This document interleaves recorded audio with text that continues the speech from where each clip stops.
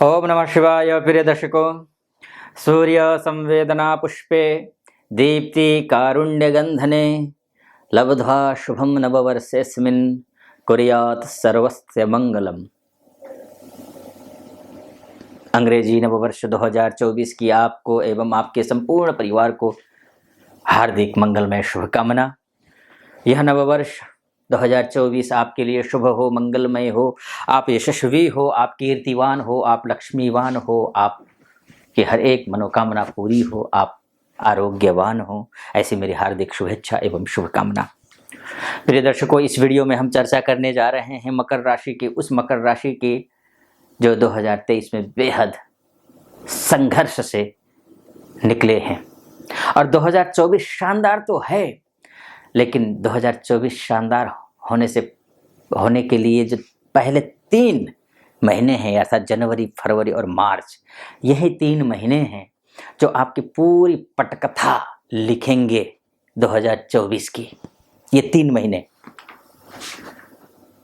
तो अब ऐसे में ये 3 महीने कैसे पटकथा लिखेंगे, अच्छा कब से होगा, क्यों होगा, ये सारा डिटेल में मैं आपको बताऊंगा। उससे पहले एक निवेदन है, अगर पहली बार मेरे वीडियो देख रहे हैं तो चैनल को सब्सक्राइब कर दीजिएगा, वीडियो को लाइक कर दीजिएगा और कमेंट बॉक्स में जाकर के महादेव का भक्त हूँ, आप पर भी महादेव की कृपा बनी रहे, ऐसी मेरी कामना। अगर वीडियो अच्छा लगे तो कमेंट बॉक्स में ओम नमः शिवाय 5 बार या 11 बार अवश्य लिख दीजिएगा। मकर राशि, जैसे कि हाँ, कुछ कमियां भी हैं। पहले कमियां बताऊं आपको। कमियां हैं, लेकिन ऐसी कमियां हैं ना, अगर वो कमियां, अगर मैंने जैसे आपसे कहा ना 3 महीने पूरे साल का पटकथा लिखेंगे, कैसे, देखिए कमियों को बता देता हूं, उनको कैसे ग्रह अच्छा कर रहा है, कमी होने के बावजूद उसको कैसे उसकी भरपाई कर रहा है और आपको सफल बना रहा है, वो आप समझ लीजिए। जैसे शनि आपकी कुंडली में राशि के स्वामी हैं, जो कि 11 फरवरी से लेकर के 18 मार्च तक अस्त है। अब अस्त ग्रह निष्क्रिय हो जाता है। अब जब निष्क्रिय होगा ग्रह तो फल क्या देगा? शारीरिक रूप से अगर आप दुर्बल हैं, निर्बल हैं, शत्रु हावी हो रहे हैं या रोग हावी हो रहा है, तो ये बढ़ेंगे, और नहीं बढ़े तो जैसे हैं वैसे रहेंगे। मेंटल स्ट्रेस बना हुआ है, जैसा बना है वैसा रहेगा। कब से कब तक? मार्च फरवरी के 11 फरवरी से 18 मार्च तक। ये माइनस पॉइंट है। अब इसी को प्लस पॉइंट कैसे होगा वो भी मैं आपको बताऊंगा। एक तो माइनस पॉइंट ये है, अब इस दौरान आपको निश्चित रूप से अपना हेल्थ का ध्यान रखना है, अपने मेंटल स्ट्रेस को बढ़ने नहीं देना है। किसी से शत्रुता बनी हुई है तो उस शत्रुता को से आप उलझिए मत, शत्रुता मत पालिए, आप उसको मित्रवत व्यवहार कीजिए, ये सब कुछ करिए। लेकिन एक और दूसरा माइनस पॉइंट है, वो ये है कि आपका जो भाग्येश जो बुध है, ये जो बुध है वो त्रिक में भी जा रहा है इन 3 महीनों में, और इन 3 महीनों में ही ये नीच का भी हो रहा है। और 7 मार्च से लेकर के 26 मार्च के बीच में ये राहु के साथ में भी होगा और नीच का हो जाएगा। भाग्येश नीच का होकर के, चूंकि भाग्य स्थान को ही देख रहा है, ये एक प्लस पॉइंट भी है, अपने ही घर को देख रहा है। भले ही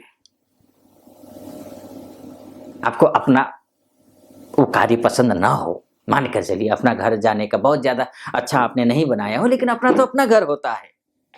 वही स्थिति, भले ही नीच का है राहु के साथ में, लेकिन अपने घर को देख रहा है। जैसे मैंने आपसे कहा था ना कि अशुभता में भी शुभता,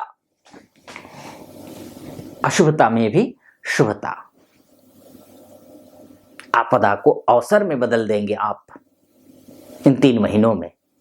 एक ये 2 माइनस पॉइंट है, बाकी आप प्लस पॉइंट देखिए, आप कितना आप बेहतर कर सकते हैं। और आपको पूरी एनर्जी के साथ में, पूरी जोश के साथ में, पूरी होश के साथ में ये 3 महीने ऐसी मेहनत करनी है आपको, इतना पॉजिटिव रहना है आपको कि पूरा साल को आप बेहतर बना सको। वो कैसे, देखिए सबसे पहली बात तो ये एक माइनस पॉइंट है बुध का, थोड़ा सा उसमें भी मैंने पॉजिटिव आपको बताया कि नीच का होने के बावजूद वो अपने घर को देखेगा तो बहुत ज्यादा नुकसान नहीं करेगा। एक दूसरी बात ये है कि आपका जब इसी बीच में फरवरी में फरवरी में जब यहाँ रहेगा, द्वादश में जाएगा, तो विदेश से रिलेटेड काम आपके बनने लगेंगे। आप एमएनसी में काम करते तो आपको अच्छी तरक्की मिलेगी। आप एमएनसी के थ्रू विदेश वर्किंग वीजा के लिए जाना चाहते हैं तो आपको वर्किंग वीजा मिलने की संभावनाएं हैं। जो ऑलरेडी अब बुध है, बुध विद्यार्थियों का भी ग्रह होता है। जो यहाँ से जो जाना चाहते हैं विद्यार्थी, या फिर जो आइलेट्स की तैयारी कर रहे हैं या पढ़ने के लिए जाना चाहते हैं, उन सब के लिए बुध का द्वादशस्थ होना शुभ है, बहुत अच्छा है। बुध का जनवरी से फरवरी, इन दोनों महीनों में शानदार रहेगा। फिर लग्न में भी आएगा फरवरी में, शानदार है। फिर उसके बाद जाकर के अद्भुत समय है ये, खासकर विदेश विभाग को देखने वालों के लिए। चाहे और या तो फिर आप ऑलरेडी विदेश में हैं, आप ऑलरेडी विदेश में हैं और विदेश में गए तो पढ़ाई करने के लिए। अब तो समझते हैं हम, पढ़ाई करने के साथ साथ में माता पिता ये उम्मीद के साथ में विदेश पढ़ने के लिए भेजते हैं, पढ़ाने के लिए भेजते हैं, और आप पढ़ने के लिए जाते हैं लोन लेकर के कि चलो बच्चा जाएगा, बेटा या बेटी वहाँ जाएगी, पढ़ेगी, पढ़ेगा, पार्ट टाइम जॉब भी करेगा, वहाँ का खर्चा वो अपना निकाल लेगा। उसके बाद जाके 2-3 साल पढ़ लेगा। उसके बाद फिर जो यहाँ से लोन लिया हुआ है उस लोन को हम उतार देंगे, वहां से पैसा भेजेगा, पैसे लोन भी उतर जाएगा। इस प्लानिंग के साथ में जो भेजे थे, जो 2023 में वो प्लानिंग जो है ना मुकम्मल नहीं हो पाई, वो सफल नहीं हो पाई वो प्लानिंग। लेकिन 2024 में ये 3 महीने हैं विदेश में रहे, चाहे ग्रीन कार्ड के लिए जद्दोजहद कर रहे हो आप, तब भी आपके लिए अच्छा है। चाहे आपका नौकरी को लेकर के वहां जाने का, अक्सर समस्याएं आती हैं। यहाँ से तो बिल्कुल जोश और बिल्कुल पूरे उसमें जाते हैं, एनर्जी के साथ जाते हैं। वहां जाने के बाद जब धरातल पर देखते हैं तो हालात कुछ और होते हैं। तो वहां जाने के बाद जो हालात बने हुए हैं, उन हालातों में सुधार आएगा।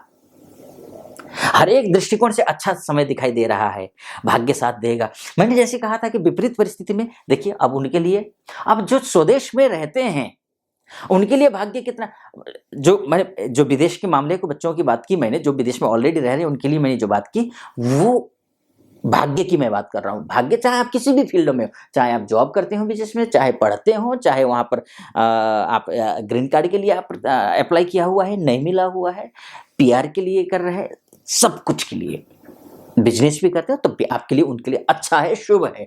इसके साथ में जो डोमेस्टिक लेवल पे यही जो काम कर रहे हैं, जो जाना चाहते हैं उनको भी सफलता मिलेगी, लेकिन जो जाना नहीं चाहते हैं वो यही कर रहे हैं, उनके लिए भी, जैसे कि एकादशस्थ बुध भाग्यश होकर के वो शुभ है। उसके बाद द्वादशस्थ बुध विदेश विभाग को ज्यादा सपोर्ट करेगा, लेकिन स्वदेश में रह रहे हैं उनको भी उतना नुकसान तो नहीं करेगा। उसके बाद लग्न में जाएगा, लग्न के बाद सेकंड हाउस में जाएगा, यानी कि शुभ तो है ही, अच्छा है। इन सभी क्षेत्रों के लिए बढ़िया शानदार समय बना हुआ है, भाग्य आपका साथ दे रहा है। अब बात कर लेते हैं कि आपका कर्मेश यानी कि शुक्र कैसी स्थिति में है। शुक्र भी इन 3 भावों में ही, फिलहाल आप शुक्र को यहाँ देख रहे हैं, एकादशस्थ शुक्र शुभ होता है। फिर ये यहाँ जाएगा, दिग्पति दिग्बली हो जाता है। शुक्र का द्वादश में होना दिग्बली हो जाना होता है। दिग्बली होने का मतलब ये होता है कि आप जो भी बिजनेस कर रहे हैं, डोमेस्टिक लेवल पे या फिर इंटरनेशनल लेवल पे या फिर विदेश में कर रहे हैं, सब जो भी आप काम कर रहे हैं, चाहे आप किसी भी सेक्टर में हो, चाहे आप बिजनेस में मैन्युफैक्चरर हो, चाहे आप ट्रेडिंग का काम करते हो, चाहे आप रिटेलर हो, चाहे छोटे उद्यमी हो, बड़े उद्यमी हो, मझोले उद्यमी हो, या फिर मैन्युफैक्चरिंग का काम करते हो, मंगल की भी तो स्थिति अच्छी है ना। देख लीजिए ना, आपका 21 जनवरी से लेकर वैसे भी मंगल उदित होने वाला है, तो मंगल के सोर्स ऑफ इनकम के भी ग्रह अच्छा होने जा रहा है। चाहे उसके बाद जाकर के जो है आप रियल एस्टेट में काम करते हो, यहाँ या बाहर कहीं भी, या फिर आप जो है कंस्ट्रक्शन का काम करते हो, या फिर प्रॉपर्टी से रिलेटेड काम करते हो, घर खरीदने की सोच रहे हो या घर बेचने की सोच रहे हो, या फिर प्रॉपर्टी लेने की सोच रहे हो, प्रॉपर्टी बेचने की सोच रहे हैं, गाड़ी खरीदने की सोच रहे हैं, या घर प्रॉपर्टी या गाड़ी खरीदने की सोच तो रहे हैं, पैसे के इंतजाम नहीं हो पा रहे थे, वो पैसे के इंतजाम भी हो जाएंगे। इन सारी चीजों में ये जो मंगल और शुक्र की जो स्थिति है ना इन 3 महीनों में, वो शानदार है।